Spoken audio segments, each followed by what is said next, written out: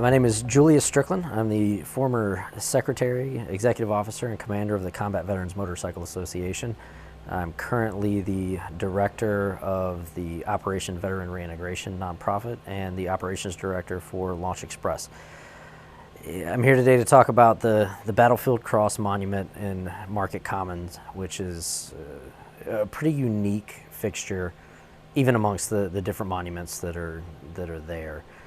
The Battlefield Cross is something that was created by soldiers more out of necessity than anything. I think the earliest recollection and documentation of the Battlefield Cross was during the Civil War, when a very basic structure of a rifle stuck into the ground with a helmet or a set of identification hung on it was used to identify fallen soldiers and where they came from and what unit and, of course, side they were on, after the battle, so that the appropriate people could claim the fallen. It's evolved over time into what you see at the monument here in Myrtle Beach, as the boots, the rifle, the dog tags, and the soldier's helmet, each of which has a very specific symbolic meaning as part of the memorial. And that's still to this day exactly what it is. It no longer marks a spot on a battlefield where a soldier fell. Instead, we use it while we're still in the fight to immortalize those that have fallen. We'll build the Battlefield Cross, have a brief memorial, say our goodbyes, as it were, and then it's back to the fight. We don't have a lot of time in combat to grieve and mourn, so you get it all out as quick as you can, pay your respects, and then go back to taking the fight to the enemy that took your soldier from you. We decided to put the Battlefield Cross up at the time because there's not a lot of places that you can sit and remember, things that will bring up a memory that maybe isn't the coolest memory, and it's not as flashy as the airplanes and not as big as the statues, but that carries a lot more weight and a lot more meaning, and certainly more memories behind it. The Combat Veterans Motorcycle Association did a really tremendous job of banding together and raising the funds in the local community, working with the city to get all the paperwork and permissions to put up a monument in the park for a public place, and then of course getting the monument constructed, and all of those things came together in a really timely manner.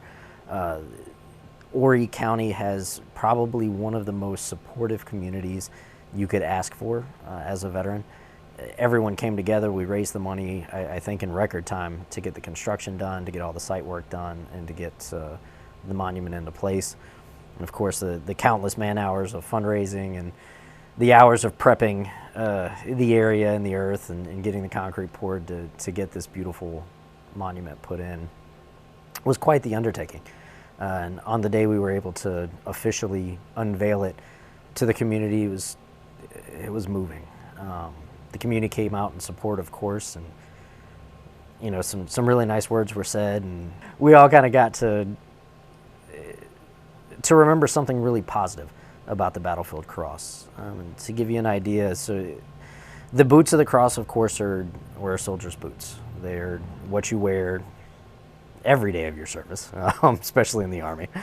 They carry you everywhere you go. They're with you from day one all the way until your last days of service, and I actually think I still have my boots in my closet somewhere.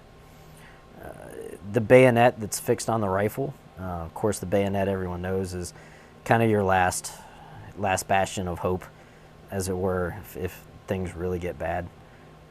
It's affixed to the rifle, and the rifle is inverted and placed into the ground. At that point, it symbolically changes from a weapon to a marker. It starts to become the monument as opposed to the instrument.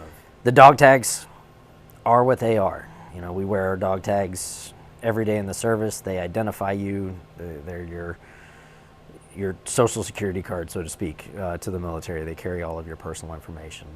And then the helmet, which we all have, and nobody really likes it because it's heavy and it's cumbersome and it's uncomfortable, but it's that thing that could quite possibly keep you from meeting your end more untimely than you probably could.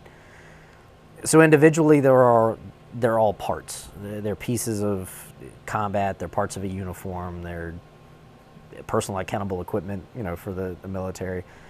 When we add them all together in the manner that we do, it very quickly changes from individual parts to the whole that you get to see at the monument. It's a special thing for anyone that's ever served, more so for anyone that's ever served in combat and has had the unfortunate opportunity to lose a team member or a friend, because it definitely stops being just a collection of parts then. It's a collection of memories. It's a person. It's a real life that was sacrificed. It reminds you that you have an obligation. You have an obligation to live, to help, to do whatever it is that the life that symbolized there isn't going to have a chance to do. So it's important that we keep things like this around. It's not fancy.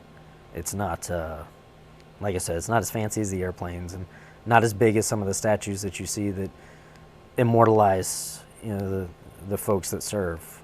But it's just as, if not more important, to make sure that no matter where you are, even on vacation here in sunny Myrtle Beach, that you have a place to pause and give thanks to those that came before you.